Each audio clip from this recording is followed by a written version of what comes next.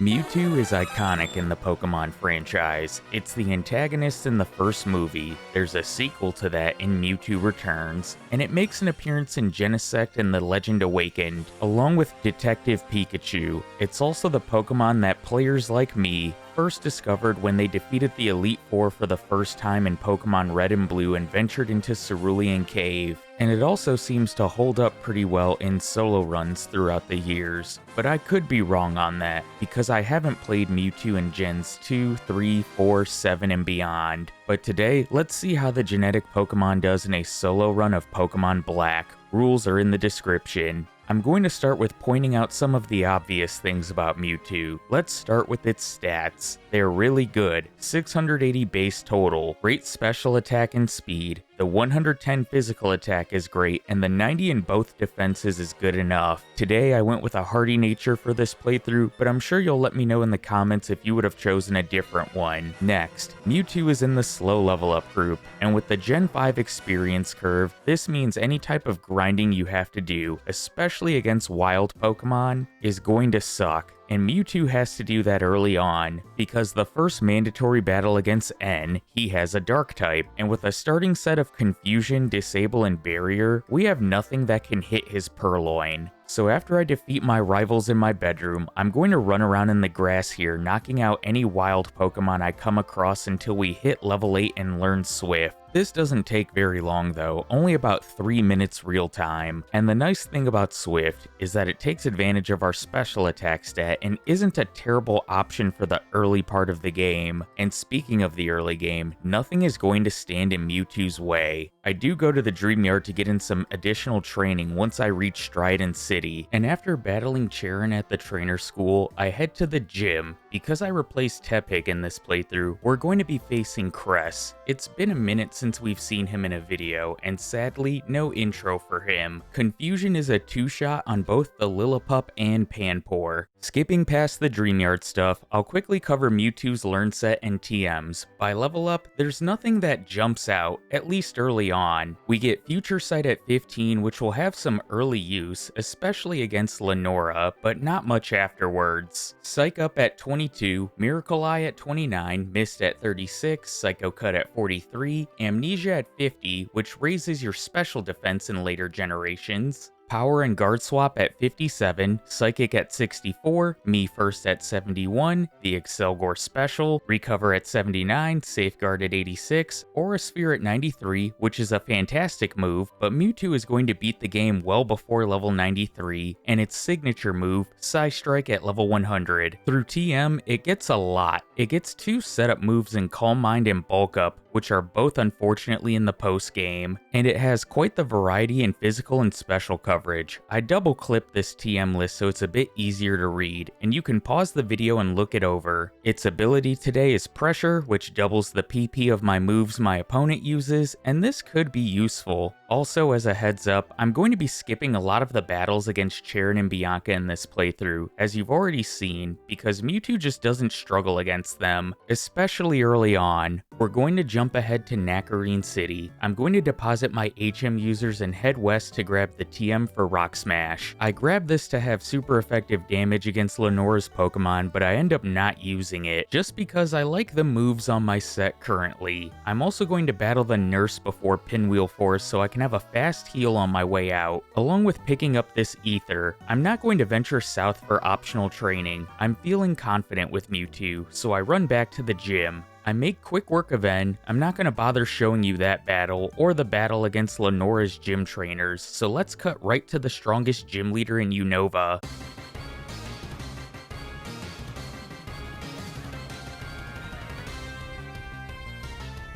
Herdier is first. I'm going to set up some barriers to improve my defense against Lenora's physical attacking normal types. I'm at +2 thanks to Herdier using 2 Leers before it goes for Takedown, which does pathetic damage. Confusion brings it to orange health, and its following bite scores a critical hit, bringing me to 19 HP. My second Confusion takes out her lead and we move on to her ace, Watchog. Mewtwo is faster, and Confusion looks like a 3-hit KO as Crunch deals 10 damage. My next brings it to red health and it puts me to sleep with Hypnosis. I didn't bother putting a Chesto Berry on before the battle because I didn't think it would be this close to a first try victory. Mewtwo wakes up with 2 HP remaining and Confusion scores a critical hit, but Watchog retaliates with Crunch, and this is my first blackout. The second battle goes much worse. Herdier scores a critical hit with Bite to bring me to 5 HP. This isn't enough to take an attack from Watchog, and its Crunch scores a critical hit to add insult to injury. In the third battle, I managed to get set up to +3, but also go for Future Sight in hopes that after a Confusion, it will be enough to finish Herdier, and it is. I have green health for her ace, and luck is on my side. Confusion does about a third and confuses it. Watchog hits itself, and my next Confusion finishes it off.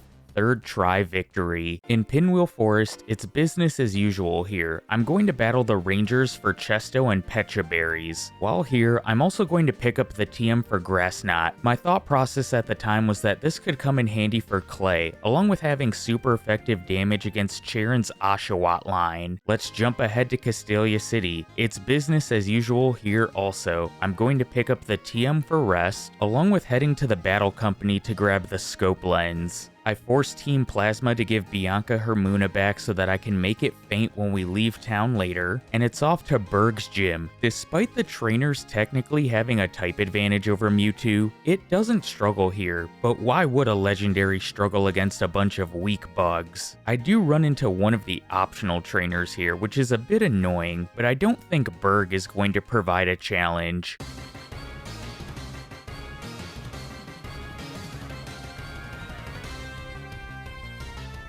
Whirlipede is first. I set up Future Sight turn 1 as it goes for Pursuit. Confusion one-shots his lead and the following Dwebble, and last is his ace Leavanny. Confusion does over a third and confuses it, but it gets through hitting Razor Leaf. I was expecting my Future Sight to hit, but for some reason it didn't, and I didn't notice until sitting down to edit this. The remainder of this battle is just back and forth of Berg using his Hyper Potions, Protect to stall me out, before Mewtwo finally takes out his ace, earning me the Insect Badge. I make good on my promise of making Bianca's Muna faint, but now we need to talk about this Charon battle in the desert. I didn't go to the house to the left for the free heal, and it's going to come back to bite me in the ass.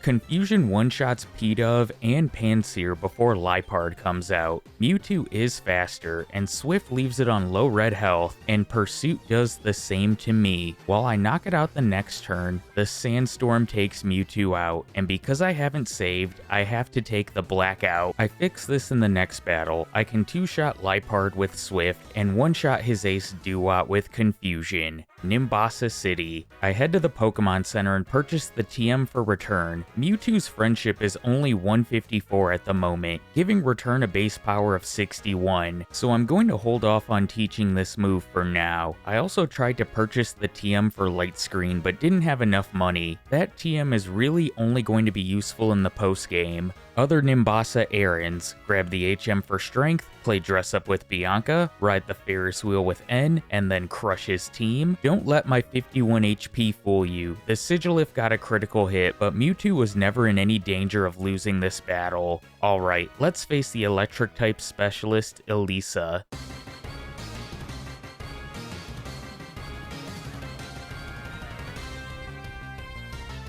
Elisa plays the Volt Switch game with her first Emolga, bringing out the second, which just uses a weak Aerial Ace. I get her to burn through all of her Hyper Potions on it, taking out the 2 annoying flying rats before moving on to her ace. Confusion does well over half to Zebstrika as it goes for Flame Charge. It's now faster, but its Spark can't do nearly enough damage to Mewtwo, as Confusion takes it out. I didn't heal once again before this rival battle against Charon. His lead is the Pokemon Mewtwo has a type disadvantage against, and although Fake Out and Pursuit bring me to about half HP, Mewtwo just crushes him, two-shotting Liepard, one-shotting Pansear, two-shotting Dewott who just misses a Razor Shell, and one-shotting Tranquil who just hits me with Quick Attack. Aside from the player error blackout in the desert, Mewtwo has had zero faults since Lenora. In Driftville, I head straight for the market. You can see that I struggle trying to pick up the hidden heart scale, even thinking that I'm too low at one point. Eventually, I just say screw it and grab the expert belt. Let's grab some more items. Hidden PP up in the garbage, the ether, protein, go into the cold storage, defeat the Team Plasma Grunts and watch Clay and his workers take them away, and then head to the gym. I've taught Grass Knot prior to entering Clay's gym, and it's nice to have super effective damage against all of the trainer Pokemon.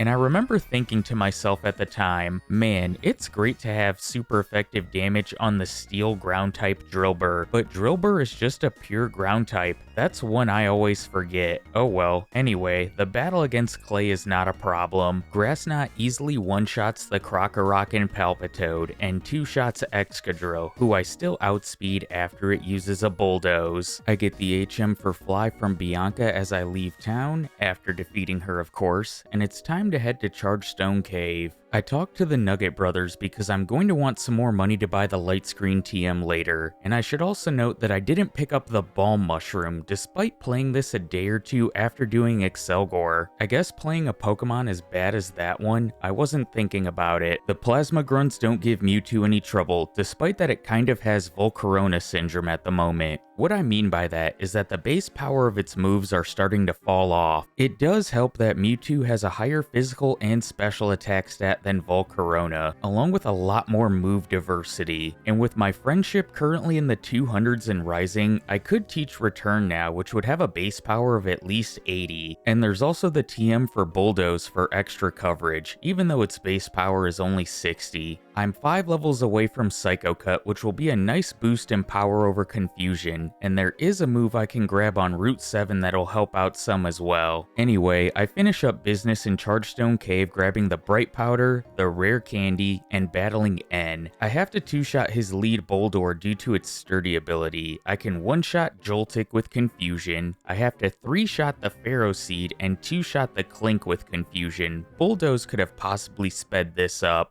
Mistralton City. I immediately head north to Route 7 towards the Celestial Tower because I can talk to this person and get the TM for Charge Beam. While it's only 50 base power and 90% accurate, it does have a 70% chance to boost my special attack, which I'll gladly take, and it'll also provide coverage against Skyless Pokemon, who's our next gym leader. I scale the Celestial Tower as quick as I can. I did accidentally press B one too many times on the prior floor and got caught by a trainer, but that's fine. I get to the top of the tower, ring the bell, send Skyla back to her gym, and now it's time to clip her wings and ground her.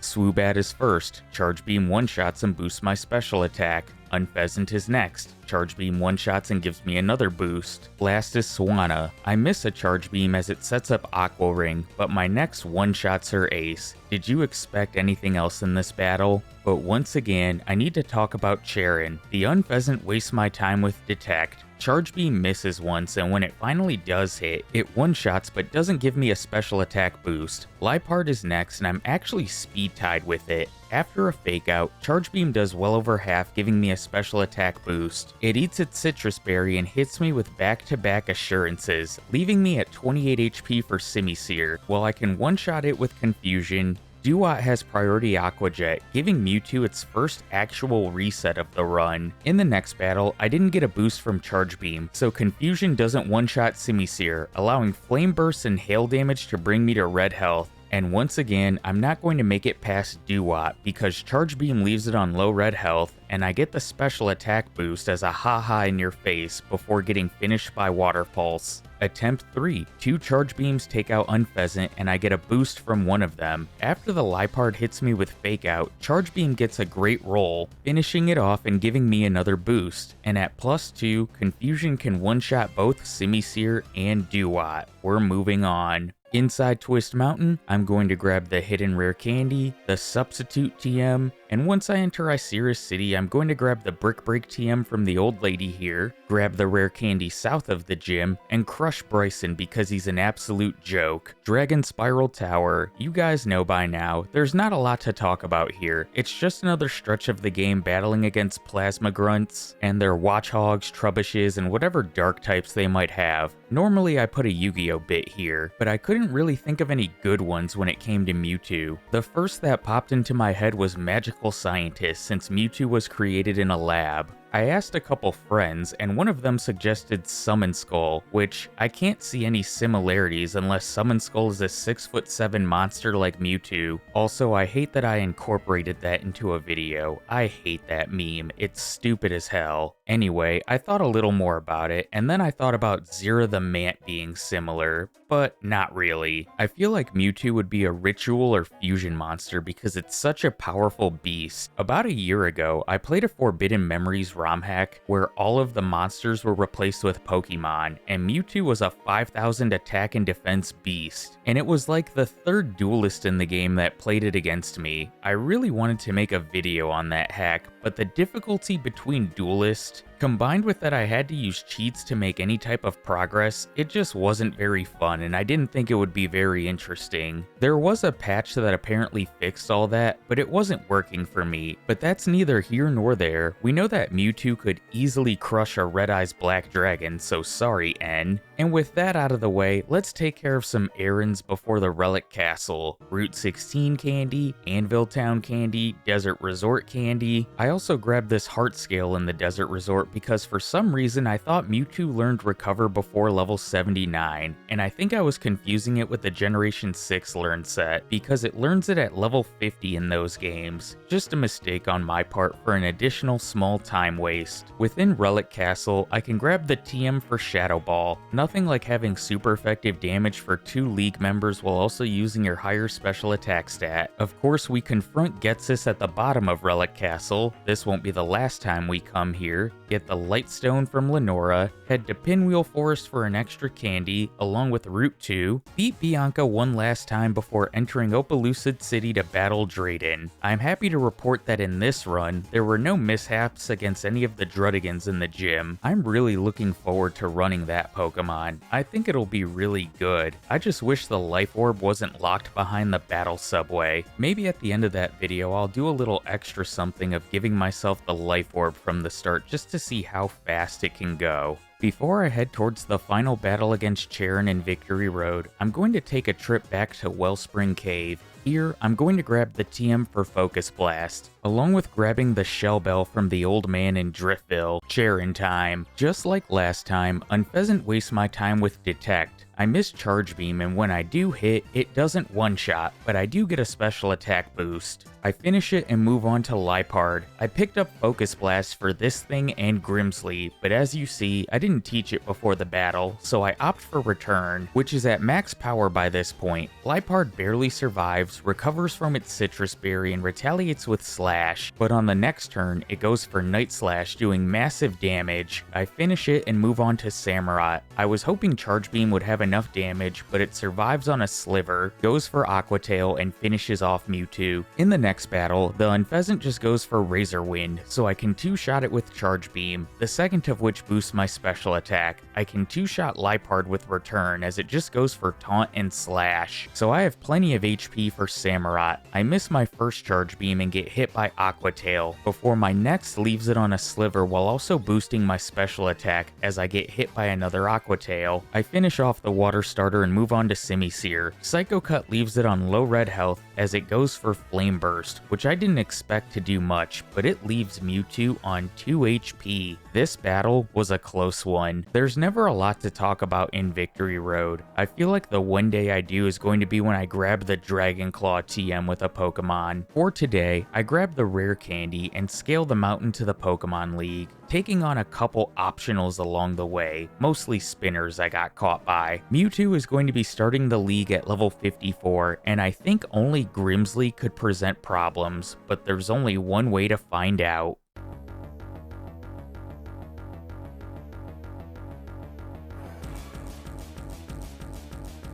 Up first is Caitlyn. I've retaught Shadow Ball for this battle and have given Mewtwo the spell tag to increase its power. I'm able to one-shot her lead Reuniqueless, but can't one-shot Musharna. This allows it to hit me with its own Shadow Ball, but I do get Caitlyn to burn one of her full restores before my next gets a critical hit to one-shot. Against Sigilif, I went for Charge Beam to see if I could get a boost to my special attack, but I miss, and its Shadow Ball brings Mewtwo under half. I am able to one-shot it with my own Shadow Ball on the next turn, and last is Gothitelle. I wanted the boost for this thing. It survives on low red health, goes for its own Shadow Ball, and Mewtwo survives on 4 HP. She tries to save it with a full restore, but Mewtwo isn't going to allow that. One member down. Marshall is next. I just leave my cursor on Psycho Cut for this battle. To my surprise though, it doesn't one-shot his lead throw or Conkeldurr, only one-shotting Mienshao. At least for round 2, I'll have Psychic by then, so he should hopefully be a one-shot sweep, aside from Sawk because of its sturdy ability. Up next is Chantal. I could have put a Rossberry on before the battle and rolled the dice with Charge Beam for some boost against her lead Coffagrigus, but I leave the spell tag on and get an opening one-hit KO on her Coffin. Next is Jellicent. I should be using Charge Beam for super effective damage and a chance for a special attack boost, but I just go straight Shadow Ball, and while I do get Chantal to burn a full restore, after my second use of Shadow Ball, Curse Body activates. I do switch to Charge Beam at this point, and 2 of them take down Jellicent and give me a special attack boost. Her Ace Chandelure comes out next. Shadow Ball is still disabled, so I have to go for Charge Beam, which misses, and its Shadow Ball does massive damage to Mewtwo. But thankfully, Shadow Ball is no longer disabled at the end of the turn, so I can use it again, one-shotting her Ace and her final Pokemon Golurk. Last is Grimsley. I've taught both Brick Break and Focus Blast for this battle. The reason being is because Focus Blast doesn't have perfect accuracy, and my thought process was that I could use Brick Break on his Bisharp, which will do 4 times super effective damage, hopefully getting the one-shot, Focus Blast on the Scrafty and Crocodile, who will lower my attack with Intimidate, and Brick Break possibly on the Liepard, because even with the attack drop, Liepard has pretty bad defense, only base 50 in both, and you can see that in this first battle, I do the exact opposite of everything I said. I go for Brick Break on the Crocodile, Focus Blast on the Bisharp, and when the Liepard comes out, I miss a Focus Blast on it, Night Slash brings me to 28 HP, and Brick Break can't get the one-shot, and it finishes off Mewtwo. The next battle goes much worse. I test Brick Break on Scrafty, which will two-shot it, and I get hit by a Sand Attack in the process. Because of this, I miss Focus Blast on Crocodile, and Foul Play gets a critical hit which 100 to zeros Mewtwo. In battle number 3 though, I've got it all figured out. Focus Blast one-shots Scrafty, Focus Blast one-shots Crocodile. I get a bad roll with my first Brick Break, leaving Bisharp on a Sliver, and Night Slash does half, but after Grimsley uses a full restore, my next gets a better roll one-shotting it, and after Liepard hits me with Fake Out, Focus Blast one-shots it. I could have probably first tried Grimsley if I didn't completely misplay that first battle. Mewtwo is a beast, and this shouldn't shock anybody. The summoning of N's Castle here reminds me of in Pokemon the first movie, when Mewtwo summoned up that storm. I don't remember if it summoned up its own castle or not though. I'll have to rewatch it and see. After grabbing the rare candy in N's Castle, I have 11 total, and before the final battle against him and Getsis, I'm going to use 7 to go from level 57 to 64, and at level 64, I can learn Psychic at long last. I'm also going to teach Substitute in place of Brick Break. Now, are you ready to see Mewtwo dominate these last 2 battles?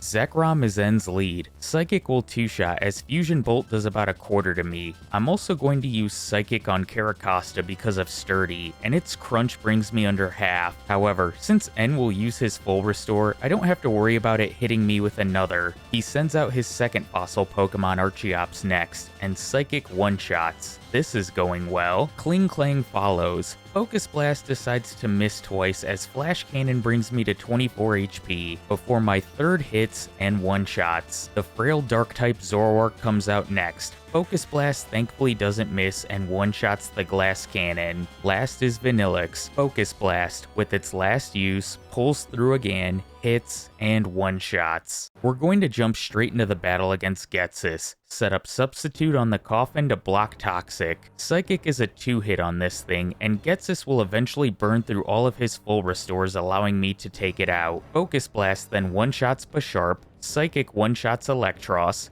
Focus Blast one-shots Bouffalant. Focus Blast also one-shots his ace Hydreigon, and Psychic 2-shots Seismitoad, who just goes for Rain Dance. In terms of real time, Mewtwo gets my second fastest time ever, 1 hour, 35 minutes, and 50 seconds. Second to only my follow-up with Sawsbuck. It finishes the game at level 65 with an in-game time of 5 hours and 56 minutes. Its game time finish is the same as Hydreigon's, but 9 minutes faster real time and 1 level lower. For my main game tier list, Mewtwo is going to have the top spot in the B tier, but if I were to rerun this thing, I think I could get it into the A or S tier probably, and I'm kind of excited to run Mew eventually in these games. Alright, post-game time. There's a bit to cover here. First stop is the Relic Castle. Remember earlier I said we would be coming back here? Well, if you venture to the bottom where you encountered Getsis earlier, you'll find a Plasma Grunt who runs off, but soon after gets the courage to battle you. He has one Crocodile at level 64, so it's a good thing Mewtwo still had Focus Blast on its set. After defeating him, you need to go down, left,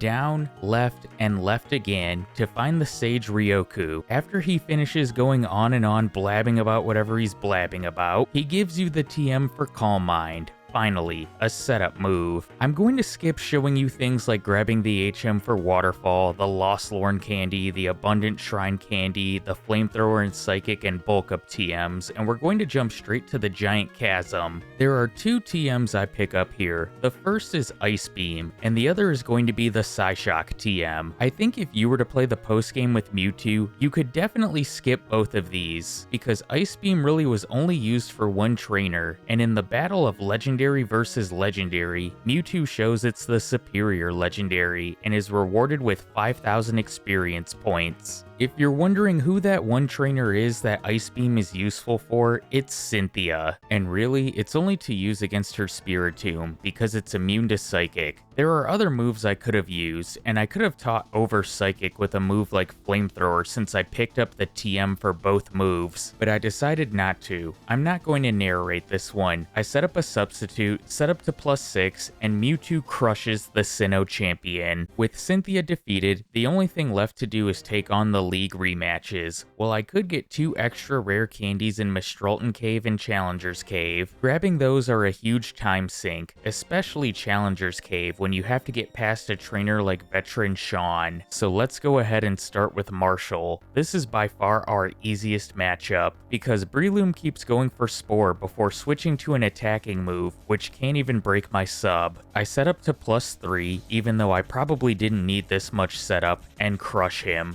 I don't even get my substitute broken and could have saved even more time by not setting up this move. Caitlyn is next. Because the Musharna likes to spam Hypnosis, I set up a substitute to block it, and like with Marshall, I set up to +3 and crush her team. I'm going to let the battle play in the background because her Metagross is able to break my sub, and even at +3 with the spell tag, I can't one-shot the Bronzong, and its payback brings Mewtwo to yellow health. Perhaps I should have went to +4 for this battle. Shawntal is next. I set up substitute on the Coffin expecting Will-O-Wisp, but it just keeps going for Shadow Ball over and over, and while I'm able to knock out her lead, I don't have enough HP for the Jellicent and it takes me out. In the next battle, I try setting up thinking all it will do is use Shadow Ball, but it hits me with a Will-O-Wisp after my second use of Calm Mind. I should have just reset here, but I play out the battle, and I end up fainting to the burn damage after knocking out her Chandelure, who she sent out 5th.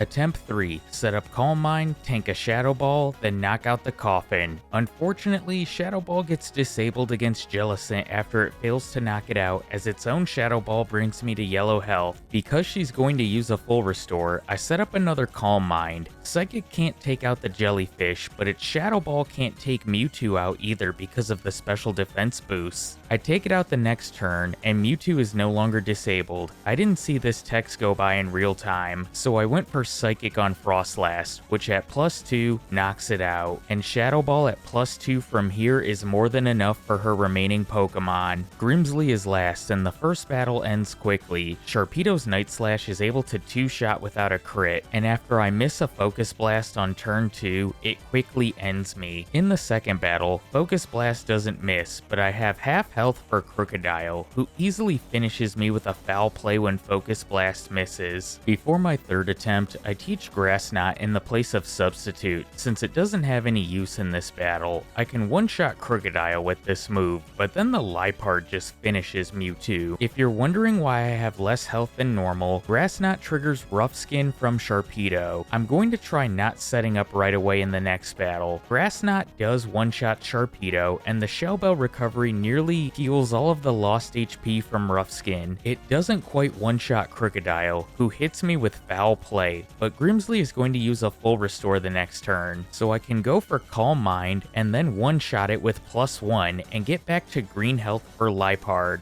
After a fake out, Focus Blast doesn't miss, one-shotting it. Focus Blast then one-shots the following Scrafty, and for Drapion, I switch to Flamethrower, which gets the one-shot at +1, and his Ace Bisharp melts to the Fire move. The League rematches weren't too bad for Mewtwo. I just needed a bit of luck and a bit of setup for our toughest matchups on paper. Before we face off against the champion Alder, I'm going to teach Light Screen in the place of Grass Knot. I'm going to need this move. I'm also going to use 2 rare candies to go from level 76 to 78 above a damage rounding threshold, because his lead is Excelgor and it tends to be very annoying, especially for Pokemon who have a bug weakness.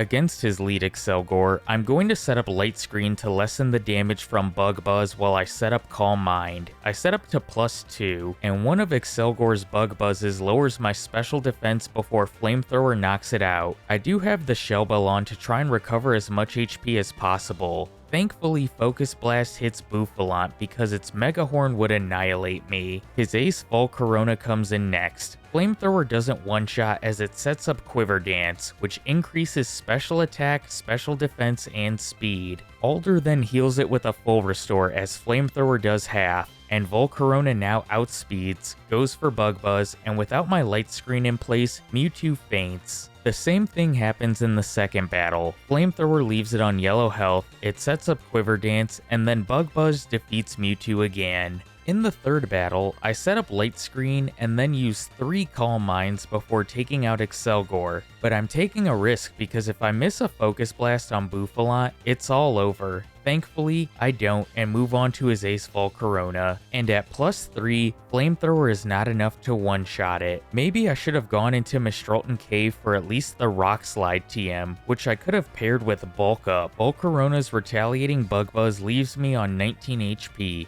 During the full restore turn, I set up an additional Calm Mind, and at +4, Flamethrower one-shots his Ace, as Cavalier melts to Flamethrower, and next is Druddigon. While Flamethrower is resisted compared to Focus Blast, I wanted the accuracy over power, and I chose poorly, because it doesn't knock out the dragon. It goes for Outrage, and Mewtwo faints again. That was a frustrating battle. I should have just chanced Focus Blast. That loss unfortunately costed Mewtwo the fastest real time for the postgame by about 30 seconds. In attempt 4, I switch up my setup some, going for Calm Mind, Light Screen, and Calm Mind before knocking out Excelgor and then the Bouffalant. Flamethrower, as you know, leaves Volcarona on low yellow health as it sets up Quiver Dance. Alder uses a full restore and I go for Light Screen. Mewtwo hangs on from Volcarona's following Bug Buzz at 9 HP, and I'm going to lose the next turn, unless Flamethrower gets a critical hit to one-shot his Ace. Okay, this is looking good, as Cavalier melts to the Fire move, and this time I choose Focus Blast for Druddigon. It thankfully hits, one-shotting the dragon, and last is Vanillix. I have a choice between Flamethrower and Focus Blast, and I choose Accuracy, which easily melts the ice cream cone. I unfortunately level up after knocking it out, which wastes time and frames, and Recover would have been really useful useful for this battle had I been able to use it against Excelgor or Volcarona, but let's speed through this and get our final time. Mewtwo finishes the postgame with a real time of 26 minutes and 29 seconds, 30 seconds slower than Saucebuck's current record at level 79 with a cumulative game time of 7 hours and 12 minutes. A great performance by the legendary Kanto Psychic type. In terms of the postgame tier list,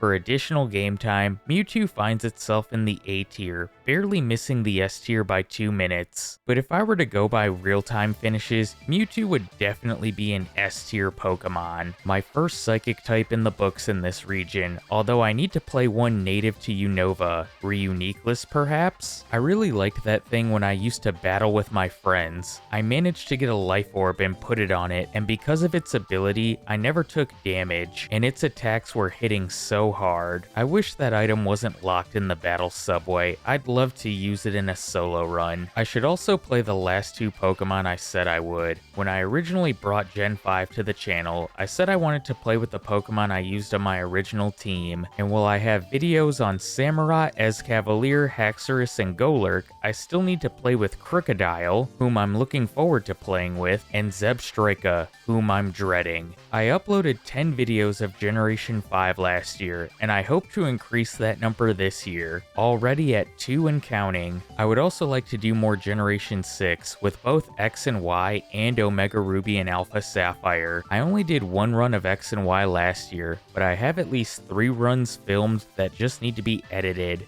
Anyway, I hope you guys enjoyed this one. Thank you for the continued support on the channel as we start 2026 off right. I'll catch you in my next one. Take care, everybody.